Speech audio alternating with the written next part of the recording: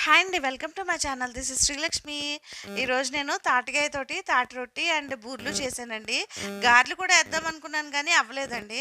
ఒక తాటికాయకొచ్చి 3 ఉంటాయి. ఒక్కొక్కసారి 2 కూడా ఉంటాయి. సో, నాకు 3 కాయలు తీసుకున్నాను. మూడిట్లికి మూడేసొచ్చినియి. జస్ట్ ఇది వాటర్‌లో స్ప్రింకిల్ చేశాను. ఎందుకంటే ఎక్కువగా గుజ్జు స్పీడ్‌గా వచ్చేస్తదని చెప్పేసి. నేను దీనితోటి చేశానండి. చాలామంది ఇది బియ్యం రవ్వండి. 3 గ్లాసులు తాటి రొట్టెకి 2 గ్లాసులు బియ్యమైతే నాకు సరిపోయినియండి. మీరు చూసుకోవచ్చండి. బట్ నాకైతే సరిపోతది. నేనెప్పుడు ఇలాగే తీసుకుంటాను కొలత. అండ్ ఇదిగోండి 3 గ్లాసులొచ్చినియండి. కాయకి వచ్చి ఒక గ్లాసొచ్చింది గుజ్జు. అలా 3 గ్లాసులొచ్చినియి నాకు. 3 గ్లాసులకి 2 గ్లాసులు రవ్వ పోసాను కదా! దీనికి నేను బెల్లమేమో 1:30 తీసుకున్నానండి.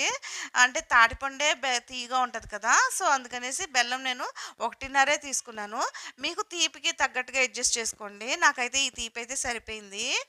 అండ్ నేనెప్పుడు ఇలాగే తీసుకుంటాను. కొబ్బరి కూడా వేసుకుంటాను. ఇదిగోండి ఈ చెక్క తీసుకున్నాను. అండ్ ఇవన్నిటిని బాగా మిక్స్ చేసుకోవాలండి. బాగా అందులో బెల్లం అంతా కరిగిపోయేటట్టుగాన ఏమీ లేకోకుండాన బాగా మిక్స్ చేసుకోవాలి.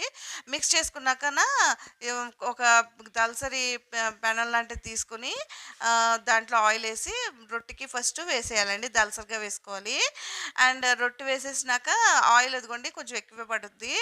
యాక్చువల్లీ ఇది ఏమంటారు అరిటాకేసి నిప్పుల పొయ్యి మీద కాల్చుతారండి.